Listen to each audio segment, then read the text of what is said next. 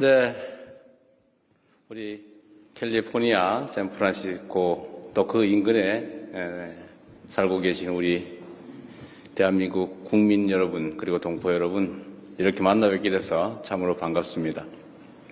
저도 이렇게 미리 서면으로 준비해 온 게 있는데 이건 뭐 그냥 한글로 치고 우리 회장님께서 김한종 회장님이시죠? 회장님께서 말씀하신 정말 대한민국의 새로운 미래에 관한 얘기를 듣고 보니까 저도 새로운 얘기를 좀 해야 되겠다 그런 생각이 들었습니다. 아마도 미국에 계시는 우리 재외국민 동포 여러분들은 대한민국이라고 하는 조국의 상황이 아마 여러분들의 삶에 정말로 큰 영향을 미친다는 걸 체감하실 것 같습니다. 대한민국의 상황이 존중받을 만한 상황일 때는 여러분도 존중받았을 것이고, 대한민국의 상황이 어지러울 때는 아마 여러분들도 많은 어려움을 겪으셨을 겁니다. 이제 그 혼란들은 많이 극복됐습니다. 여러분들의 노력으로, 그리고 대한민국에 거주하는 우리 국민들의 노력으로 불합리함과 이 불투명함, 이 폭력성을 이겨내고 있습니다. 저는 그런 생각이 들었습니다. 인공지능 시대라고 하는 이 새로운 시대가 열리고 있는데 대한민국은 과연 그 시대를 어떻게 준비해야 되는가? 불교라고 하는 게 인도에서 시작됐는데 물론 인도가 발상지니까 아마 가장 깊이 있는 이론이 그곳에서 발전했겠죠. 그러나 불교 문화가 꼽힌 곳은 인도가 아니라 오히려 다른 나라였습니다. 이 한반도도 마찬가지로 통일신라 이후로 한반도 전역이 아주 오랫동안 불교 문화로 융성했습니다.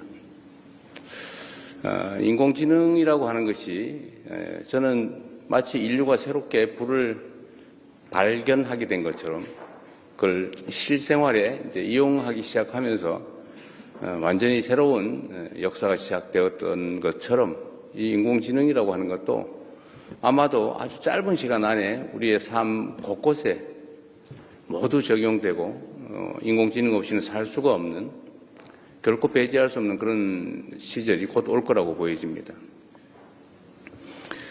우리 대한민국 국민들은 여러 가지 장점들이 있습니다. 제가 어제 서밋에서 말씀드렸던 것처럼 우리 대한민국 국민들은 어려움 속에서도 새로운 길을 찾아서 또 새로운 도구를 아주 유용하게 잘 활용하는 그런 특장점을 가지고 있습니다. 식민지에서 해방된 나라 중에 민주화 그리고 산업화를 동시에 이루어낸 국가, 선진국으로 도약한 나라는 대한민국이 역사적으로 또 현실적으로 유일합니다. 위대한 국민들이죠. 평균 90% 이상 성공한다고 하는 친위 군사 쿠데타도 우리가 무력이나 출혈 없이 평화적으로 아주 아름답게 싸워서 이겨내지 않습니까? 아마 세계사에 없을 위대한 평화혁명입니다.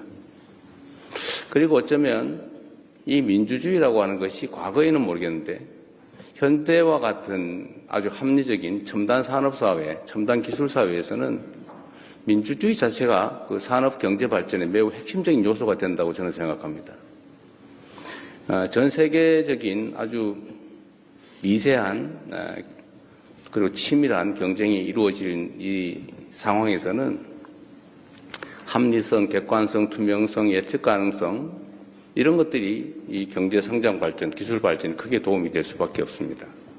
불투명하고 폭력적이고 어지럽고 예측 가능하지 않고 이런 사회에서는 기술 문명이라고 하는 게 자리를 잡기 어렵죠. 그래서 저는 대한민국에 정말 진정한 새로운 기회가 왔다 이렇게 생각합니다.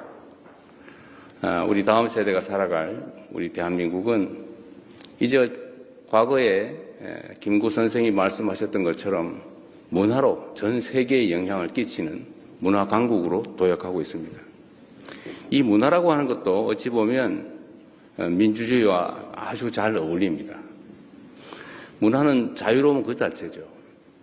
개인의 창의성과 개성 그리고 자유로움 이게 문화의 근본일 텐데 이게 곧 민주주의 아닐까 그렇게 생각이 듭니다.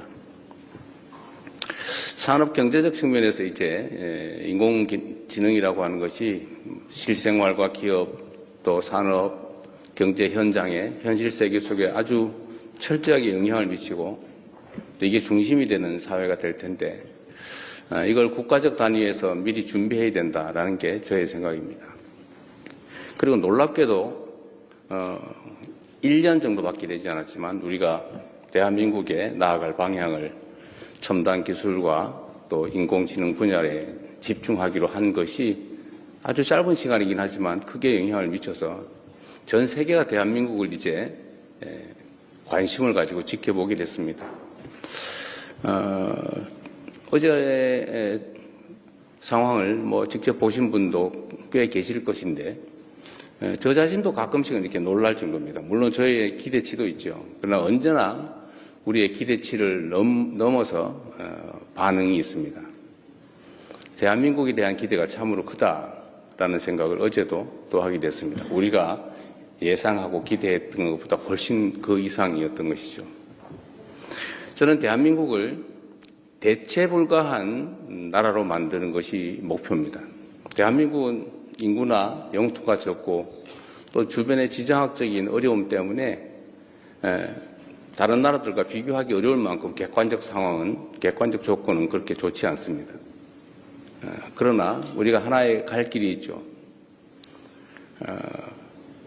대한민국 없이는 아무것도 할 수 없다라고 판단할 만큼 핵심 요소가 되는 것입니다. 기술적인 측면에서도 인공지능이라고 하는 새로운 산업 영역에서도 또 문화에서도 어쩌면 민주주의라고 하는 정치 제도에 있어서도 대한민국은 언제나 모범이 되고 대한민국을 따라가면 될 그런 전범이 될 수 있을 것입니다. 대한민국이 없이는 인공지능도 산업발전도 가능하지 않다. 그리고 그런 영역들을 최대한 많이 만들어내는 거죠. 지금은 반도체 정도지만 앞으로는 피지컬 AI 그리고 또 새로운 산업 영역들이 수없이 생겨날 것입니다. 그 새로운 사회에 대한민국은 빠져서는 안 될, 대한민국이 빠지면 진전할 수 없는 그런 상황을 만들어 나가는 것. 우리가 지금까지는 다른 나라 아니면 기존의 사례들을 배워서 추격해서 따라가는 그런 작전을 했다면 지금부터는 다른 나라보다 반발짝 앞서서 선도자가 되는 그런 대한민국을 꼭 만들어 보고 싶습니다. 그리고 실제로 가능한 상황이 됐습니다. 여러분도 대한민국이라고 하는 또는 여러분이 대한민국 국민이라는 사실들에 대해서 외부적 평가가 바뀌고 있는 걸 느끼지 않습니까? 잘 동의가 안 되세요? 네. 실제로 느끼실 겁니다. 그런 얘기를 가끔 제가 정상회담을 하면 듣는 얘기가 몇 가지 있어요. 첫 번째는 선진국들 같은 경우는 자기들 나라에 반도체 공장을 하나 세우자. 이게 제일 요청이 많아요. 그러나 그 다음 예를 들면 소위 중진국이라고 할까 아니면 웬만한 국가들은 대개 그런 얘기들을 합니다. 방어 미사일 시스템, 방공망을 좀 빨리 우리 먼저 줄 수 없겠냐. 요즘은 이제 국제 분쟁이 심해지니까 그 수요가 엄청나게 많아졌고 또 대한민국 방공망이든 이런 무기 체계들이 매우 효율적이고 매우 싸다는 즉 가성비가 높다는 사실이 다 알려지면서 요구가 매우 많아지고 있어요. 근데 문제는 이게 생산 역량에 한계가 있으니까 순서가 있지 않습니까? 이 순서를 좀 빨리 해줄 수 없냐 이런 부탁을 합니다. 또 하나 많이 듣는 얘기들이 어떤 거냐면 저는 본인들의 얘기라고 대개는 생각하지만 대개는 우리 아내가 우리 딸이 우리 가족 중에 누구가 우리 아들이 K-팝 팬인데 아니면 한국을 좋아하는데 한국을 꼭 가봐야 된다. 이런 얘기들. 그래서 요즘 한국을 방문하고자 하는 외국 정상들의 요청이 참 많아졌어요.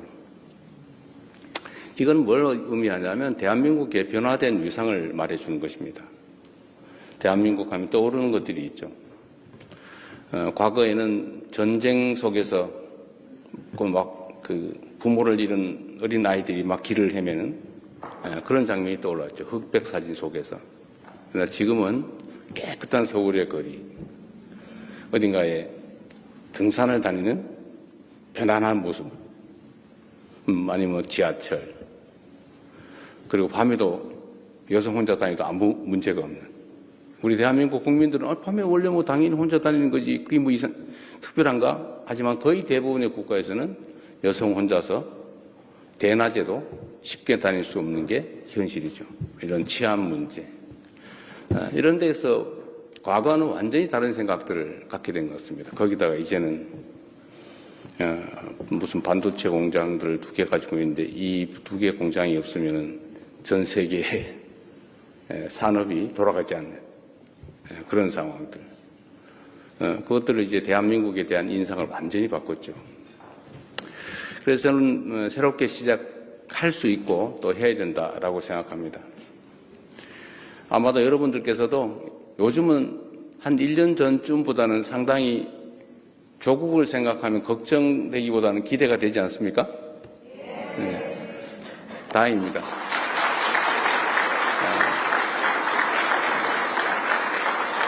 우리 국내에 계신 대한민국 국민 여러분들을 포함해서 해외에 계신 여러분을 포함한 많은 교민들, 동포들의 노력 덕분입니다. 저절로 좋은 시절이 오진 않죠. 모두가 일상적으로 노력한 덕분입니다. 대통령으로서 이렇게 교민 간담회를 하면 이렇게 저에 대해서 어떤 기대를 가지고 있는 게 실제로 느껴집니다.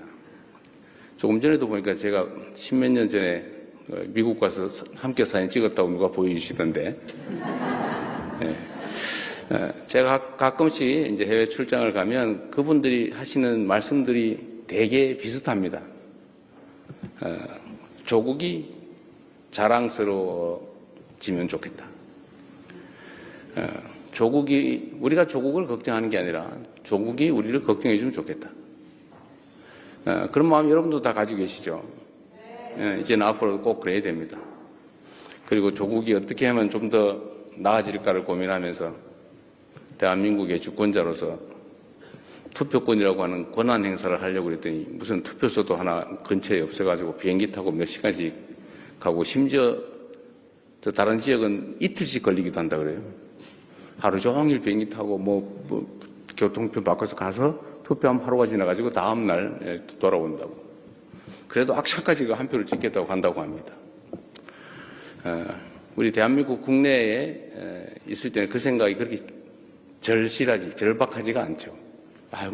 바쁘면 안 할 수도 있고 이렇게 생각하지만 해외에 나와 계시면 이 조국이라고 하는 무게가 너무 크다 보니까 내 단 한 표라도 우리 조국에 내가 의사표현을 해야 되겠다라는 생각으로 엄청난 비용을 들여서 엄청난 시간을 들여서 그렇게 투표를 하기 위해서 다닌다고 합니다. 근데 그게 제일 마음 아팠어요. 여러분도 아마 그러실 겁니다. 그래서 이 문제는 저희가 앞으로 좀 체계적인 개선책을 마련해 보려고 해요. 투표소를 늘리는 방법도 있겠고, 우편 투표를 도입하는 방법도 있겠고, 좀 더 안전성이 확실히 보장이 된다면, 전자투표를 하든지. 미국도 대통령 선거 아직도 우편 투표하고 있죠. 그런데, 왜 우편 투표를 도입하지 못하느냐 그랬더니 이런 얘기를 했습니다. 어떤 나라는 우편 제도가 제대로 발달하지 않아서 너무 오래 걸리고, 중간에 또 누가 슬쩍 어떻게 하기도 하고 해서 불안정해서 그런다고 해서 제가 그랬어요.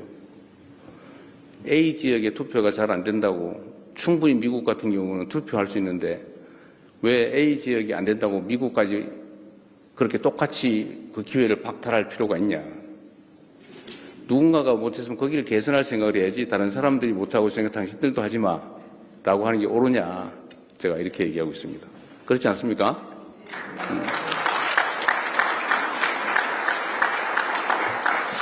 그래서 여러분 많은 분들 뵙게 돼서 참으로 반가운데 대체불가한 대한민국을 만드는 길에 우리 교민, 재외국민 여러분께서도 함께해 주시고 우리가 희망을 가지고 새로운 세상을 준비해 가면 좋겠습니다. 지금은 너무 어렵고 또 절망이 많이 우리 앞을 가리는 것 같지만 우리 학이 따라서 우리 다음 세대들은 우리가 살았던 것보다 더 나은 삶을, 더 많은 기회를 누리면서 꼭 살아야 되지 않겠습니까? 그런 세상을 여러분과 함께 만들어 보겠습니다. 감사합니다.